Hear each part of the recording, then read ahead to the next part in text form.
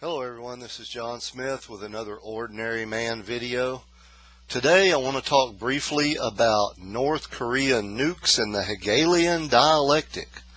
So the first thing we want to ask ourselves is, what the heck is the Hegelian Dialectic?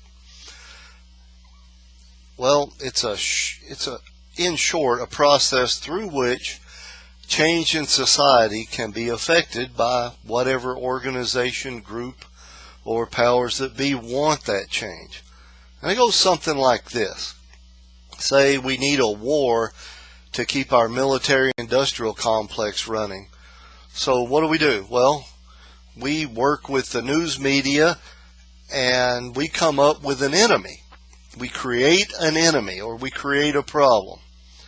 And then we keep telling everybody how awful, terrible, bad that enemy is.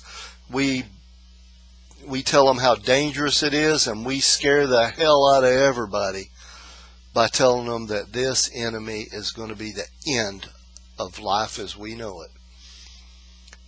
And we continue that conditioning through news media, which is the lapdog of the intelligence community, and we continue that conditioning until the people demand that the government or whatever organization is doing this fix the problem.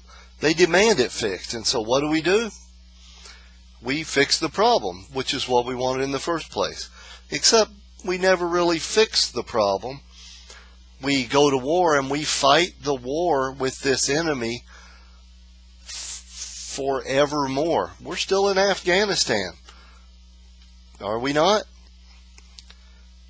Well, why is it important for you to understand the Hegelian dialectic? Basically because that's what's being done to us right now. The news media, the intelligence community, and our government are filling our heads full of fear of North Korea.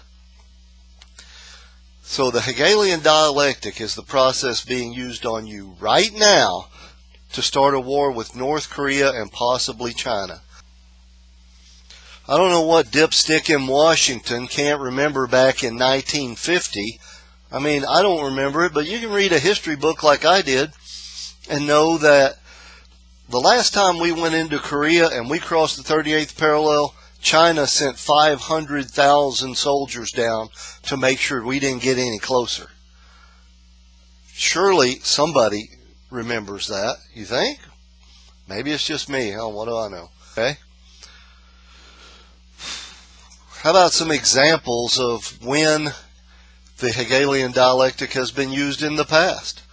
Let's start with World War I, the sinking of the Lusitania.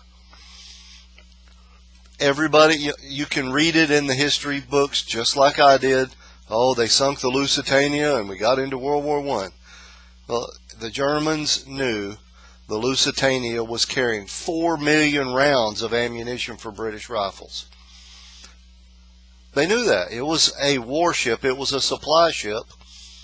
And Churchill knowingly pulled back its escort so it would be sunk. Not saying good people didn't die. Good people did die. Innocent people, to further the agenda of government. It's in the history books. Don't take my word for it. Look it up for yourself. Pearl Harbor, the surprise attack that got us embroiled in World War II. Plenty of evidence now that Roosevelt knew that attack was going to happen, and he withheld the information because we wanted to be in the war. The Gulf of Tonkin incident, the unprovoked attack that got us embroiled in Vietnam. In the 90s, the CIA came clean and said, yeah, we invented that. It didn't really happen. Didn't really happen. Got 58,000 of our people killed. Thanks a lot. The invasion of Iraq in 2003. Who can forget the never actually found weapons of mass destruction that we went to war for? We went into Iraq and we stayed there for 10 years. Looking for weapons of mass destruction that were never found. And it was just an excuse to go in, and we destroyed that country. What process was used to garner support from the people? the Hegelian Dialectic. If you watch and follow the news media, you'll know that all they're talking about two things.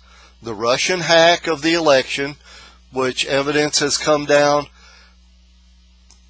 that says that it was a thumb drive. Somebody took a thumb drive out of a DNC computer and gave it to WikiLeaks. It had to be an insider, but the news media, the asshat media, has got to learn to be wrong, because they are wrong about this. They just won't let it go. Now, I don't care if you watch Fox or Breitbart or MSNBC or CNN. Listen to me talking about a talking head. If there's a talking head on there and his lips are moving, he's lying. Except for me. I'm telling you the truth. In another talking head video. Anyway, let's skip that.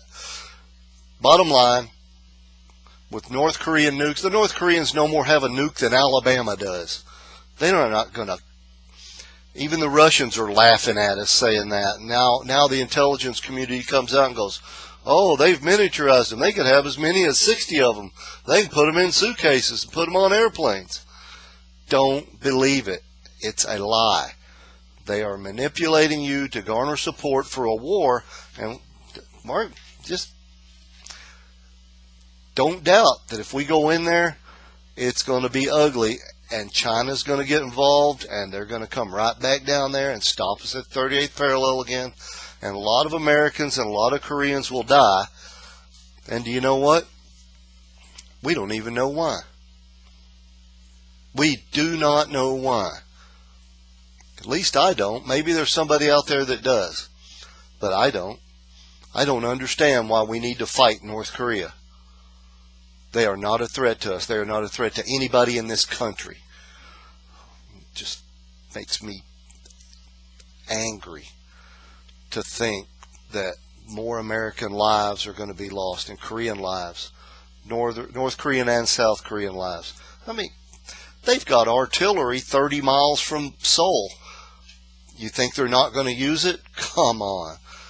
It's going to be awful. All right.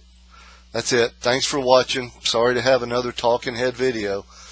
And you guys remember, when you're out there, you take care of each other. I'm out.